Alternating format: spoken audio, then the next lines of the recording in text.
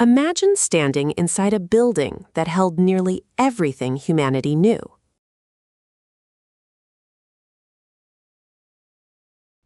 Shelves stretching farther than the eye could see. Thousands upon thousands of handwritten scrolls. The discoveries of Greek philosophers. The observations of Egyptian priests. Maps of lands few had ever seen. Treatises on astronomy, medicine, mathematics, engineering, and forgotten civilizations. Now imagine it all disappearing. Not over centuries, but in a series of disasters that left behind almost nothing. For more than 2,000 years, historians have debated one haunting question.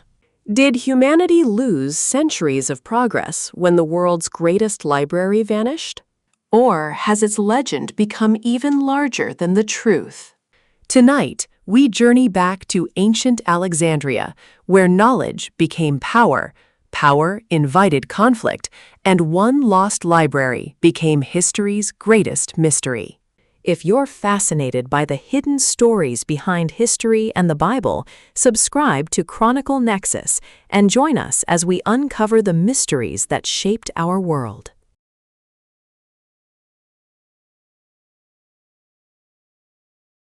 There are few places in human history whose name alone sparks as much wonder as Alexandria. Even today, the city carries an almost mythical reputation. It is remembered not merely as a center of learning, but as a symbol of everything humanity can achieve when curiosity becomes more valuable than conquest. Yet, its greatest treasure was never a palace. It was never a temple. It was never a fortress. It was a library. Or perhaps more accurately, it was an idea. The idea that every piece of human knowledge, no matter where it came from, no matter which language it was written in, no matter which kingdom claimed it, deserved to be collected, preserved, and studied. That vision was unlike anything the ancient world had ever seen. Long before the internet connected continents, before universities spread across nations, before printing presses filled libraries with identical books, every scroll had to be copied by hand. Each one represented weeks or even months of painstaking labor. Each one was unique. Destroy a scroll, and its contents might vanish forever. This reality made knowledge incredibly fragile. Empires rose and fell, cities burned, kings died. But ideas survived only if someone cared enough to preserve them. It was into this world that one extraordinary city emerged. Alexandria stood on the Mediterranean coast of Egypt, founded in 331 BCE by one of history's most legendary conquerors, Alexander the Great. Although Alexander would die only a few years later, his dream outlived him. He envisioned more than an empire won through military victories. He imagined cities where Greek culture, Egyptian tradition, Persian wisdom, and countless other civilizations could meet. Alexandria became the brightest expression of that vision. Its harbor bustled with ships arriving from every corner of the known world. Merchants unloaded ivory from Africa, spices from Arabia, silks from Asia, wine from Greece, papyrus from the Nile. Languages blended in crowded marketplaces. Religions coexisted uneasily. Scholars debated ideas that had traveled farther than most people ever would. Above them all stood one of the 7 wonders of the ancient world. The towering lighthouse of Alexandria. Visible for miles across the sea, its brilliant flame guided sailors safely toward one of the richest ports on Earth. But hidden beyond the harbor was another wonder, one that illuminated minds instead of oceans. The Library of Alexandria. Ironically, no one knows exactly what it looked like. No complete blueprint survives. No detailed architectural drawing has ever been discovered. What historians know comes from scattered references, archaeological evidence, and descriptions written long after its golden age. Even so, those fragments paint an extraordinary picture. The library was likely part of a much larger institution known as the Mauseon. The word referred to a sanctuary dedicated to the Muses, the divine patrons of knowledge, science, literature, and the arts. Unlike a modern library where visitors quietly borrowed books, the Mauseon functioned more like an ancient research institute. It housed scholars, laboratories, lecture halls, botanical gardens, observatories, dining rooms, and living quarters. Some historians even describe it as the world's first true university. The scholars who lived there received salaries from the state. Meals were provided, housing was free. Their only responsibility was to study, debate, write, and expand humanity's understanding of the world. Imagine waking every morning surrounded by the greatest minds of your age, astronomers discussing the movement of stars, doctors studying anatomy, poets composing epics, geographers measuring the earth, mathematicians developing theories still taught more than 2,000 years later. Knowledge itself had become a profession. And that may have been Alexandria's greatest innovation. The rulers who inherited Alexander's empire understood something remarkable. Military power could conquer lands, economic wealth could build cities, but knowledge could shape civilizations. The Ptolemaic kings, beginning with Ptolemy I and expanding under Ptolemy II, invested enormous resources into transforming Alexandria into the intellectual capital of the ancient world. They competed not for larger armies, but for greater collections of books. Royal agents traveled across kingdoms, purchasing manuscripts wherever they could find them. Some accounts claim that every ship entering Alexandria's harbor was searched for scrolls. If manuscripts were discovered, officials supposedly borrowed, or in some stories, confiscated the originals. Expert scribes then copied every text. The copies were returned to their owners, while the originals remained in Alexandria. Did this happen exactly as later writers described?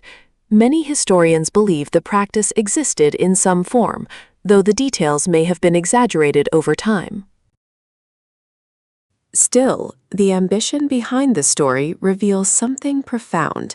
No civilization had ever attempted to collect all human knowledge. Not merely Egyptian knowledge, not merely Greek knowledge, all knowledge. Whether written in Hebrew, Babylonian, Persian, Phoenician, or any other language known to the ancient Mediterranean. The collection grew rapidly. Ancient estimates vary wildly. Some ancient authors claimed the library held 400,000 scrolls. Others suggested as many as 700,000. Modern historians urge caution. Those numbers may include duplicate copies, or they may simply reflect the awe later generations felt toward Alexandria. No surviving inventory confirms the exact total, yet even conservative estimates suggest it was by far the largest collection of written knowledge on Earth. Every new scroll represented another voice rescued from silence. Another discovery preserved against time, another civilization remembered. The work inside the library extended far beyond collecting texts. Scholars compared different versions of ancient writings, correcting errors that generations of copyists had introduced.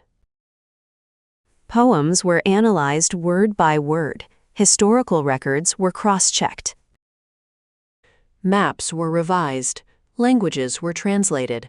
Ideas from distant cultures met for the very first time under one roof. In many ways, Alexandria became the world's greatest conversation. One that crossed borders long before nations imagined international cooperation. Among the remarkable minds associated with Alexandria was Eratosthenes. Serving as chief librarian during the 3rd century BC, he accomplished something astonishing, using little more than careful observation, geometry, and reason. He calculated the circumference of the Earth, not by sailing around it, not by seeing it from space, but by measuring shadows. Eratosthenes knew that at noon during the summer solstice, the sun shone directly overhead in the southern Egyptian city of Syene.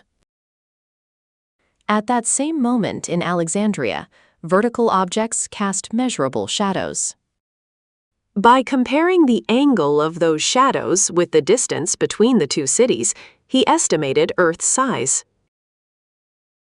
His answer was astonishingly close to modern measurements. More than 2,000 years before satellites confirmed the planet's dimensions. An ancient librarian had already demonstrated the power of mathematics to reveal truths hidden beyond ordinary experience. It is discoveries like these that fuel one of history's most fascinating questions. If so much brilliance survived, how much more disappeared? How many names have been forgotten because the only copy of their work was lost? How many inventions were described only once?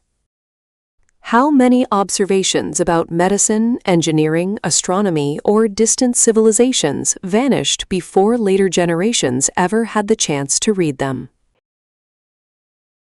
These questions have transformed the Library of Alexandria into something greater than stone walls or papyrus scrolls. It has become a symbol, a reminder that human knowledge is never guaranteed. Every civilization believes its greatest achievements will endure forever. History repeatedly proves otherwise. And as Alexandria reached the height of its influence, forces were already gathering that would test whether even the world's greatest center of learning could survive the ambitions of empires. One man marching toward Egypt with an army that had already reshaped the Roman world was about to become forever linked to the greatest historical mystery surrounding the lost library. Whether he truly destroyed it, or whether history later blamed the wrong man, remains one of the most fiercely debated questions in archaeology. And that is where our investigation truly begins.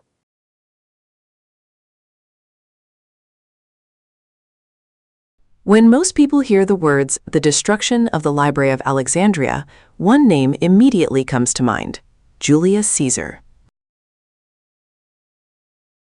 For centuries, he has often been portrayed as the man whose ambition accidentally erased humanity's greatest collection of knowledge. It is a powerful story, a city under siege, warships filling the harbor, smoke rising over Alexandria. Flames carried by fierce Mediterranean winds, scrolls turning to ash as centuries of human thought disappear forever. It is cinematic. It is unforgettable. But was it true? To answer that question, we must return to the year 48 BC. Rome was no longer simply a republic struggling for survival.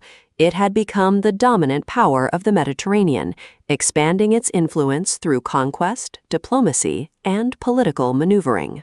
At the center of its latest civil war stood Julius Caesar, pursuing his rival Pompey across the ancient world.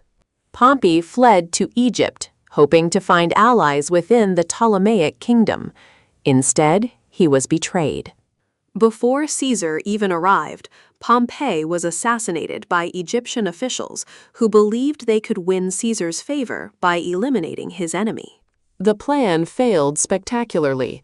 Rather than rewarding the murderers, Caesar reportedly expressed horror at Pompey's death. Yet he remained in Alexandria, becoming entangled in a bitter struggle for the Egyptian throne between the young king Ptolemy XIII and his equally determined sister, Cleopatra VII. The conflict quickly escalated into open warfare. Caesar found himself vastly outnumbered inside a city that had once welcomed scholars from every corner of the known world. The magnificent harbor became a battlefield. Roman soldiers defended narrow streets, while Egyptian forces surrounded them. Every decision became a matter of survival. According to several ancient sources, Caesar ordered ships in the harbor to be burned to prevent the Egyptian fleet from capturing them. The tactic succeeded militarily, but fires are notoriously unpredictable. Driven by wind, the flames spread beyond the docks. Warehouses caught fire. Buildings near the waterfront were engulfed. Chaos consumed parts of Alexandria. This is where history becomes remarkably uncertain. Some later writers claimed the flames reached the library itself.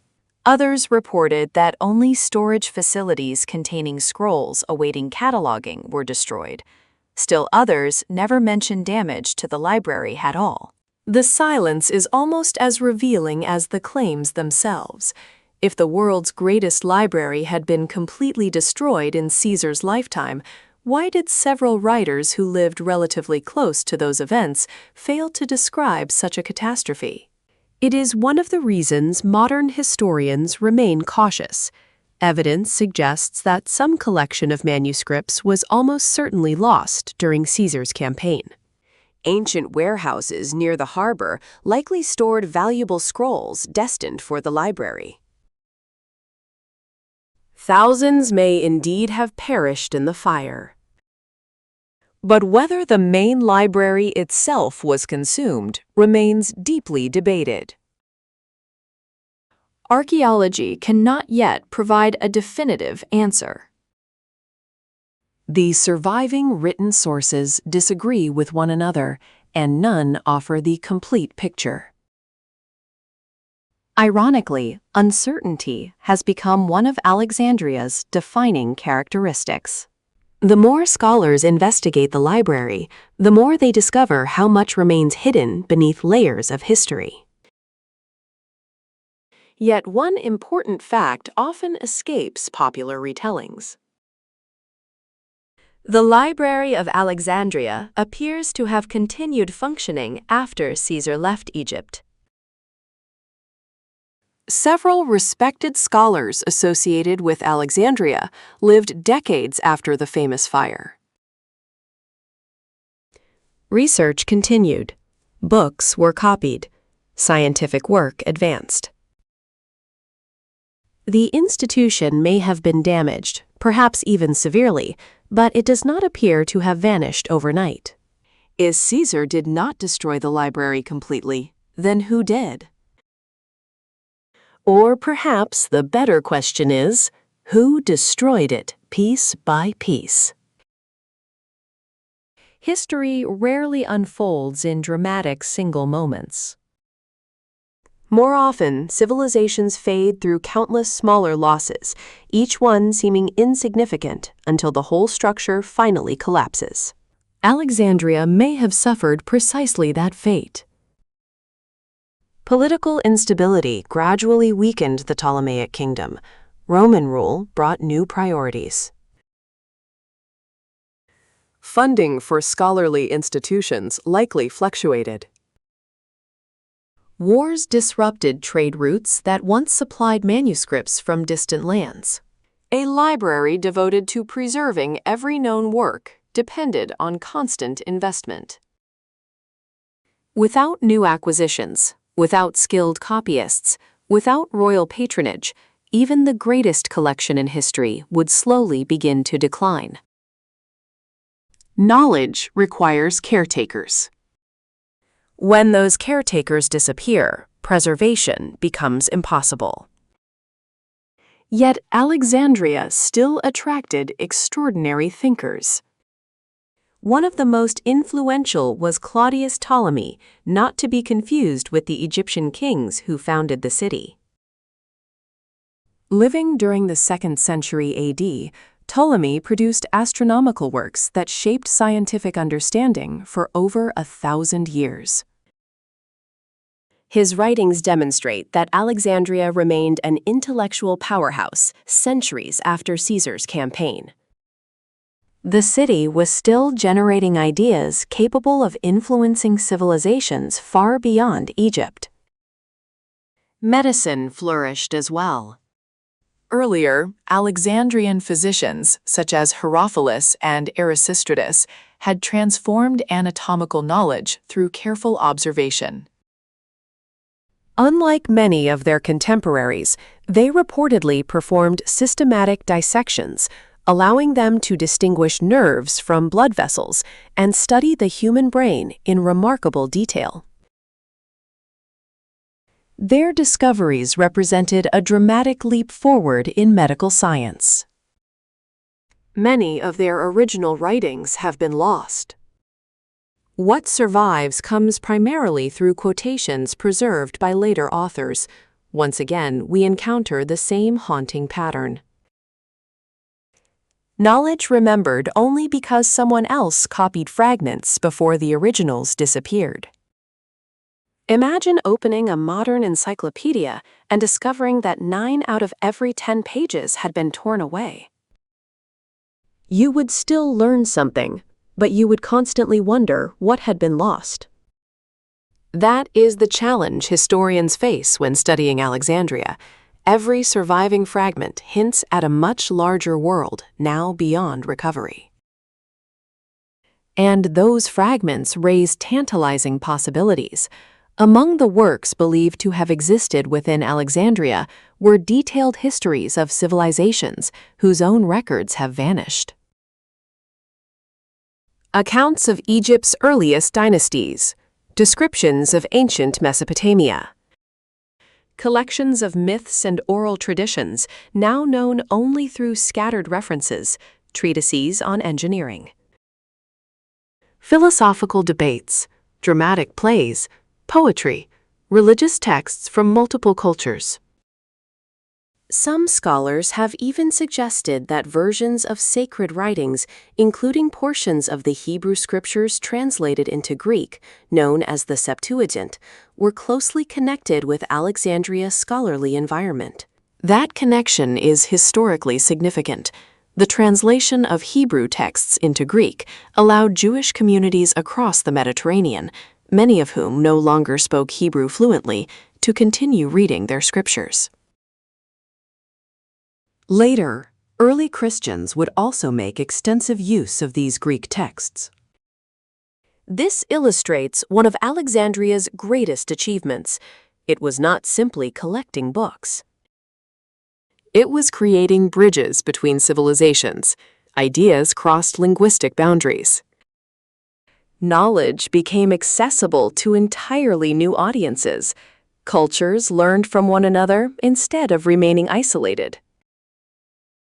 That exchange may have been the library's greatest legacy, but it also made Alexandria vulnerable. When a city becomes the crossroads of knowledge, it inevitably becomes entangled in the struggles of politics, religion, and empire. Every new ruler inherits not only its treasures, but also the responsibility of deciding which ideas deserve protection. And history shows that those decisions are rarely simple. As centuries passed, Alexandria experienced repeated periods of unrest.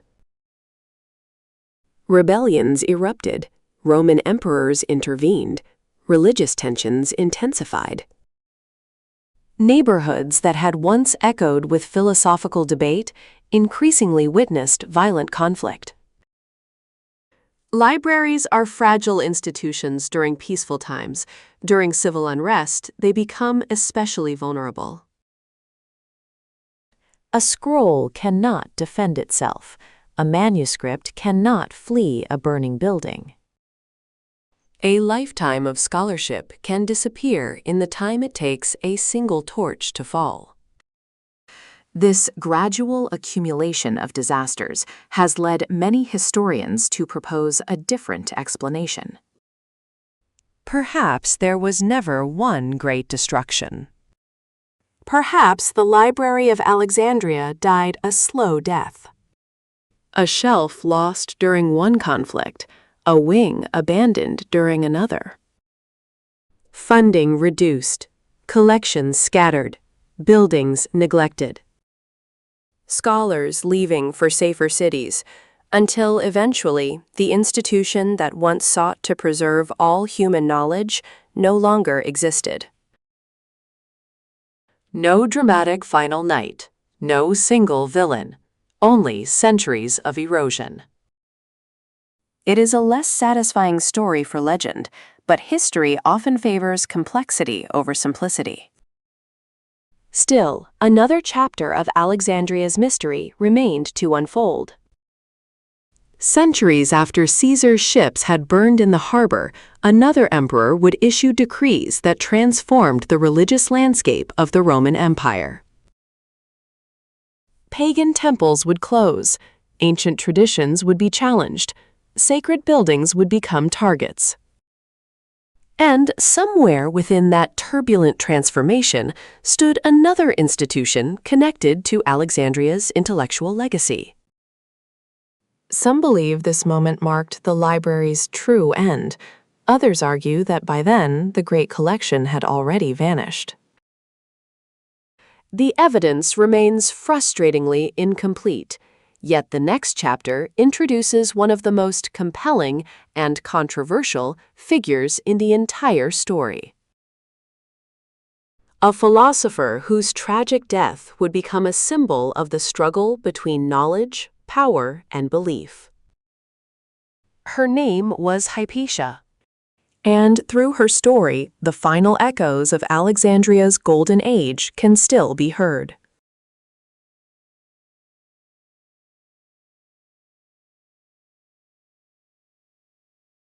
By the beginning of the 5th century AD, nearly 700 years had passed since Alexander the Great envisioned a city where the world's cultures could meet. Alexandria still stood as one of the Mediterranean's greatest cities, but it was no longer the vibrant intellectual crossroads it had once been.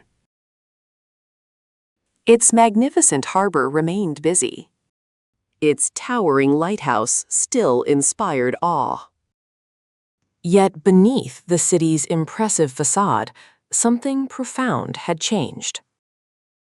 The age of the Ptolemies was long gone. Rome had risen, flourished, and begun its own slow transformation. The religious landscape of the empire was changing just as dramatically. Christianity, once persecuted, had become the dominant faith of the Roman world. Ancient pagan traditions that had existed for centuries were increasingly challenged, and many temples that had once served as centers of learning faced uncertain futures. This was not a simple struggle between knowledge and ignorance, as it is sometimes portrayed today. The reality was far more complex. Many Christian scholars deeply valued education, philosophy, and literature. At the same time, some religious leaders viewed certain pagan institutions with suspicion, believing they represented beliefs that no longer belonged in a changing empire. Political rivalries, personal ambitions, and social tensions often proved just as influential as religious disagreements. Alexandria became one of the places where all of these forces collided. Among the city's most remarkable citizens was a woman whose reputation has endured for more than 16 centuries. Her name was Hypatia. She was a mathematician, an astronomer, a philosopher, and one of the last great intellectual figures associated with Alexandria's long tradition of scholarship. Her father, Theon of Alexandria, was himself a respected mathematician and scholar. Rather than limiting her education, he encouraged her to explore every field of knowledge available. She studied mathematics, astronomy, philosophy, and rhetoric. In time, she surpassed many of her contemporaries. Students traveled from distant provinces simply to hear her lectures. She taught the works of Plato and Aristotle. She discussed geometry and celestial mechanics. She encouraged careful reasoning over blind acceptance. Ancient letters describe her walking through Alexandria wearing the simple robes of a philosopher, speaking openly in public squares and lecture halls. Her classroom welcomed students from different backgrounds and beliefs. For many, she represented the final flowering of Alexandria's intellectual tradition. Yet the city surrounding her was becoming increasingly unstable. Power struggles divided both political leaders and religious communities. The Roman governor, Orestes, and the influential bishop Cyril became rivals in a conflict that extended far beyond theology. Their supporters clashed in the streets. Public demonstrations turned violent. Rumors spread quickly through crowded neighborhoods. In such an atmosphere, respected public figures could easily become symbols for causes they never intended to represent. Hypatia found herself caught in the middle. Some supporters of Bishop Cyril accused her of influencing Governor Orestes and preventing reconciliation between the two leaders. Whether those accusations had any basis remains uncertain.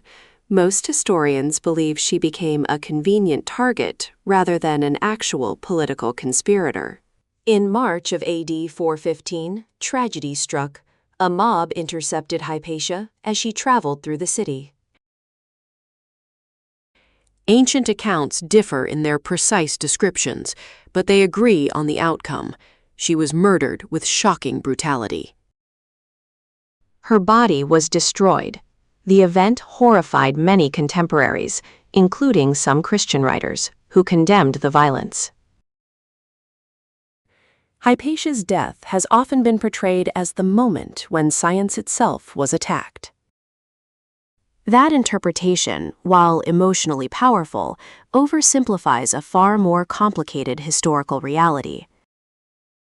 Scientific learning did not suddenly disappear after her death, nor did all Christian leaders oppose scholarship. Many monasteries would later preserve classical literature that might otherwise have vanished. Even so, Hypatia's murder undeniably became a symbol. It represented the growing instability of a city that had once celebrated open inquiry. Whether fairly or unfairly, later generations saw her death as marking the end of Alexandria's greatest intellectual era. By then, however, another mystery had emerged. What had become of the famous library? Some historians argue that the original Library of Alexandria had ceased to exist long before Hypatia's lifetime. Others believe smaller collections survived in different buildings connected to the city's scholarly institutions. One site appears repeatedly in these discussions, the Serapeum. Originally built as a magnificent temple dedicated to the Greco-Egyptian god Serapis, the Serapeum also contained an important collection of books. Some ancient writers referred to it as a daughter library, suggesting it functioned as an extension of the main library of Alexandria. Whether it contained thousands of scrolls or merely a modest scholarly collection remains uncertain. What is known is that the Serapeum became one of Alexandria's most impressive buildings. Its towering columns overlooked the city. Marble staircases led visitors toward grand halls filled with statues and sacred spaces. Within its walls, philosophy, religion, and learning coexisted. Then came another turning point. In AD 391, Emperor Theodosius I issued decrees aimed at suppressing certain forms of pagan worship throughout the Roman Empire. Across many cities, temples were closed or repurposed. Alexandria was no exception. Conflict erupted around the Serapeum. Ancient sources describe violent confrontations between pagan defenders and Christian groups. Eventually, the temple was destroyed. Here again, the evidence becomes frustratingly incomplete. Did the destruction of the Serapeum also destroy the last surviving books connected to Alexandria's library? Some historians think so. Others caution that by this point, the famous collection may already have been dispersed or largely lost. No surviving document records a final inventory. No eyewitness describes endless shelves of scrolls going up in flames. Instead, history offers silence, a silence filled by speculation, and speculation has flourished. Over the centuries, countless stories emerged claiming that the Library of Alexandria contained astonishing secrets. Some insisted it held detailed maps proving voyages across distant oceans, centuries before Columbus. Others imagined forgotten machines capable of harnessing extraordinary technologies. Legends spoke of books revealing the locations of Atlantis, lost continents, or hidden civilizations buried beneath the sands. These stories capture the imagination, but there is no credible historical evidence supporting such claims. No surviving ancient source describes advanced technologies far beyond the capabilities of the ancient world. No archaeological discovery has revealed hidden scientific revolutions suppressed by history. That does not mean the library was ordinary. Far from it. Its true significance lies in something even more remarkable. It gathered together the accumulated knowledge of dozens of civilizations.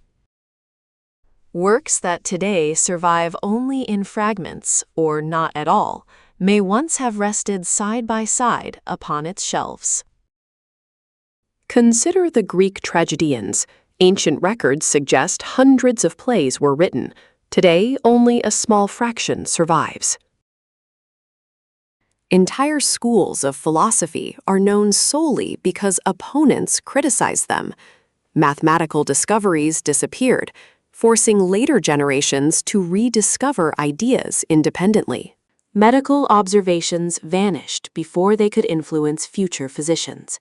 Each missing work represents more than lost words. It represents conversations interrupted across centuries, ideas abandoned before they could inspire new discoveries. Questions never answered because the evidence disappeared. Historians sometimes compare the loss to removing entire wings from humanity's collective memory. Imagine trying to understand modern science if most books on physics, chemistry, biology, and engineering had vanished. Future generations might eventually rebuild that knowledge, but they would have to begin again. That possibility has inspired one of history's most enduring questions. Did humanity experience an intellectual delay because of Alexandria's decline? The answer depends on perspective. Knowledge rarely exists in only one place. Copies of many important works circulated throughout the Mediterranean. Roman libraries held numerous texts. Private collections preserved others. Monasteries would later safeguard countless manuscripts during the Middle Ages. Not everything was lost, yet not everything survived either. The tragedy of Alexandria is not that every ancient book disappeared. It is that we can never know precisely which ones did. And perhaps that uncertainty is more haunting than certainty itself. For every surviving masterpiece, there may have been another that vanished without leaving so much as its title behind. The greatest loss may not be the books we know about. It may be the books we never knew existed. As archaeologists continue excavating beneath modern Alexandria, fragments of the ancient city occasionally emerge from beneath streets, buildings, and even the sea itself. Columns rise from underwater ruins. Stone inscriptions reveal forgotten names. Ancient neighborhoods slowly reappear after centuries of silence. Each discovery raises a thrilling possibility. Could somewhere beneath the modern city, or hidden in an undiscovered archive, there still exist traces of the greatest library the ancient world ever knew? The search is far from over, and the next discoveries may reshape everything we think we know.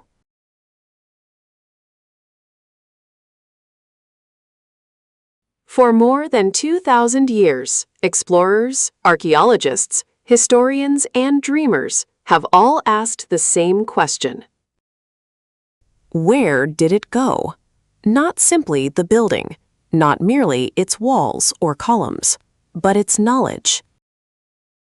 If hundreds of thousands of scrolls truly existed, could every one of them have disappeared without leaving a trace?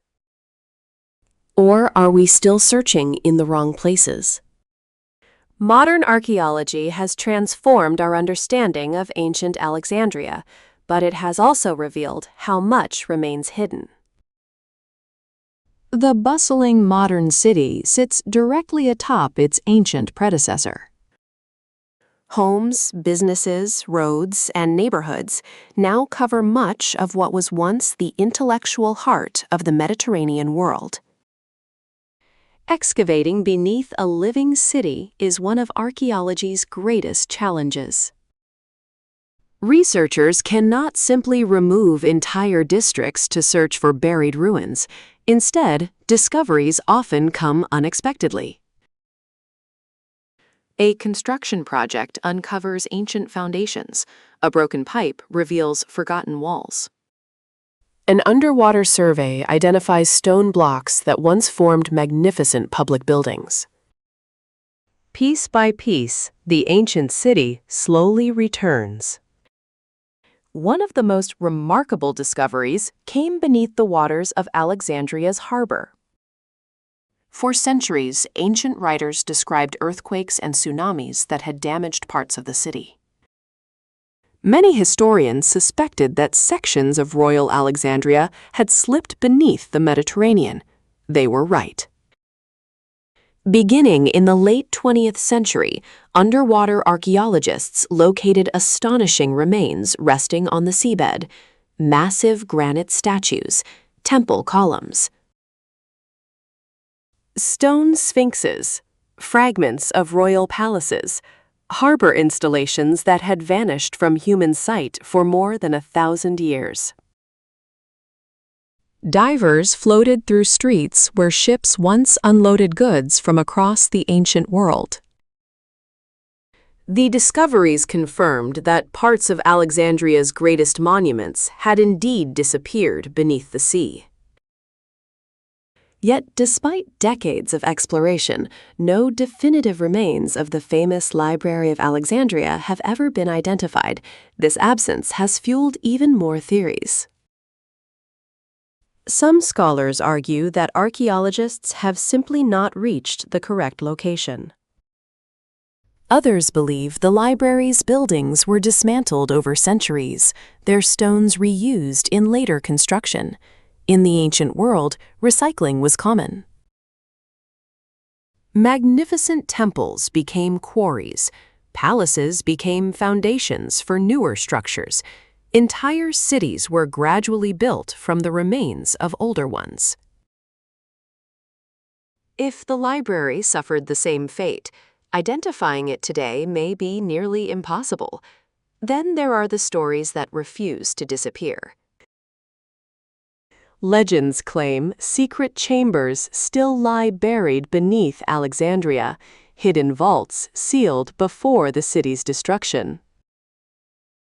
Underground tunnels protecting priceless manuscripts from invading armies. Some versions even suggest that survivors deliberately scattered the library's greatest works across distant monasteries, temples, and private collections to save them from destruction. These stories are undeniably fascinating.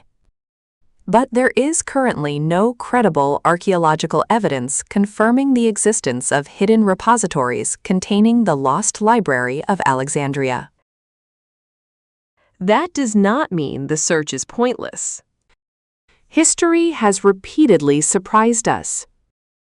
In 1945, farmers in Egypt accidentally uncovered the Nag Hammadi Library, a remarkable collection of ancient manuscripts hidden in sealed jars for more than 15 centuries. The discovery transformed scholarly understanding of early Christianity and Gnostic traditions. 2 years later, another extraordinary discovery occurred near the Dead Sea. The Dead Sea Scrolls, preserved inside desert caves for nearly 2,000 years, revealed some of the oldest surviving biblical manuscripts ever found. Neither discovery had been expected. Neither appeared because archaeologists knew exactly where to dig. Both remind us that history still keeps remarkable secrets. Could something similar still await beneath Alexandria? It is possible. But possibility should never be confused with probability. Responsible archaeology advances through evidence, not wishful thinking. That distinction matters because the Library of Alexandria has become a magnet for extraordinary claims. Some suggest it preserved the lost works of Aristotle. Others imagine complete histories of Atlantis.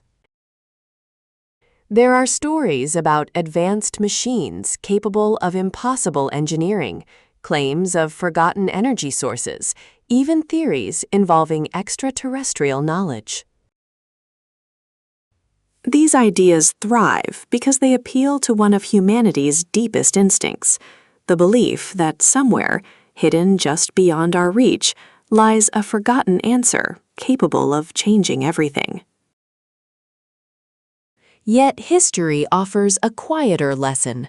The greatest value of Alexandria was never a single secret. It was the willingness to collect every question. The library welcomed ideas from civilizations that often viewed one another as rivals. Egyptian astronomy stood beside Greek philosophy. Babylonian mathematics shared shelves with Persian history. Jewish scholarship existed alongside Egyptian medicine. Knowledge was not divided by nationality, it belonged to humanity. That vision remains astonishingly modern. In today's world, information crosses oceans in seconds.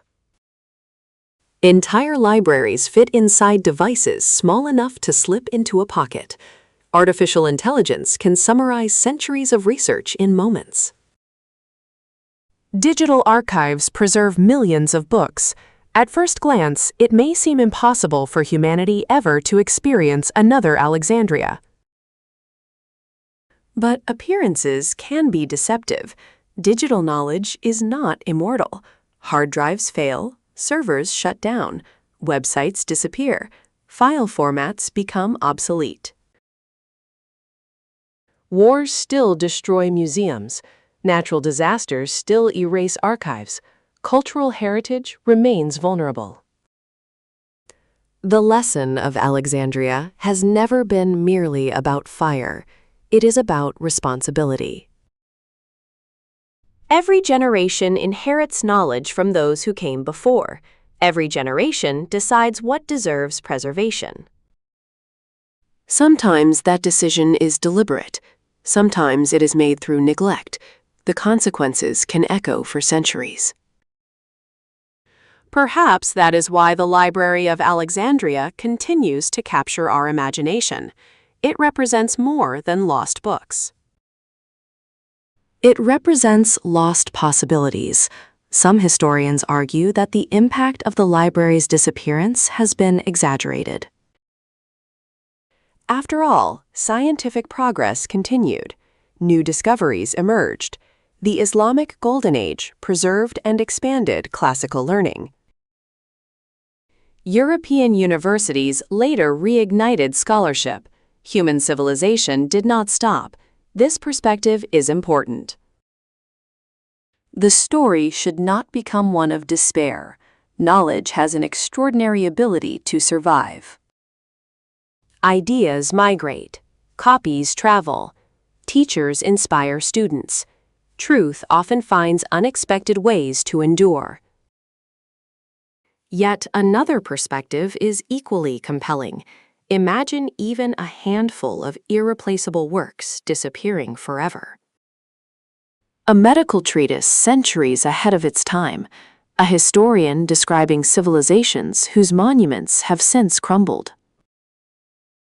A mathematician proposing theories never copied elsewhere. An explorer documenting lands that later vanished beneath shifting coastlines. Even if 90% of knowledge survived, the remaining 10% could still represent an immeasurable loss. And that is precisely what makes Alexandria so haunting. Not certainty, possibility. The possibility that somewhere within those vanished scrolls were voices we will never hear, questions we will never know were asked. Answers we will never realize we lost. Today, the ancient Library of Alexandria no longer stands. In its place, near the Mediterranean shoreline, rises the modern Bibliotheca Alexandrina. Opened in 2002, it is not a reconstruction of the ancient library. No one knows enough to rebuild the original faithfully.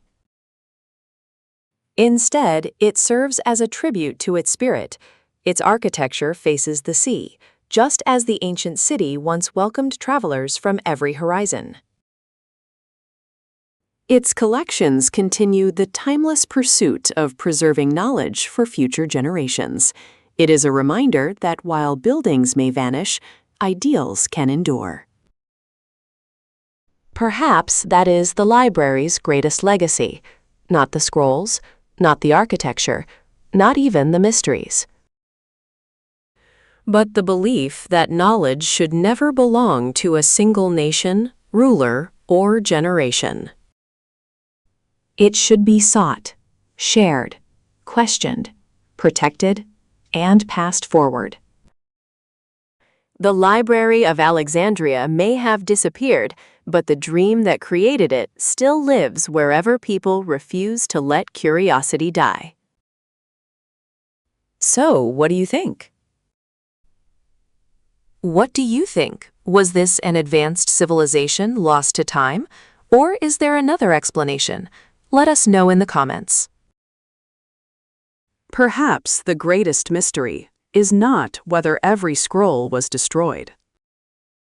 Perhaps it is whether humanity has learned the lesson those vanished shelves still teach. Because history has shown us that civilizations are not remembered solely for the monuments they build. They are remembered for the knowledge they choose to preserve. And somewhere beneath the streets of modern Alexandria, or hidden within an overlooked manuscript in a forgotten archive. Or preserved only through echoes in the writings of later scholars, the final chapter of this story may still be waiting to be discovered. Until then, the Lost Library remains exactly what every great historical mystery should be, grounded in evidence. Surrounded by unanswered questions, balanced between history and legend, and forever inviting us to keep searching. If ancient mysteries fascinate you, don't forget to like this video, subscribe to Chronicle Nexus, and share it with fellow explorers. Every discovery begins with a question, and every question leads us one step closer to understanding our past. Join us again as we uncover another forgotten chapter, where history meets mystery.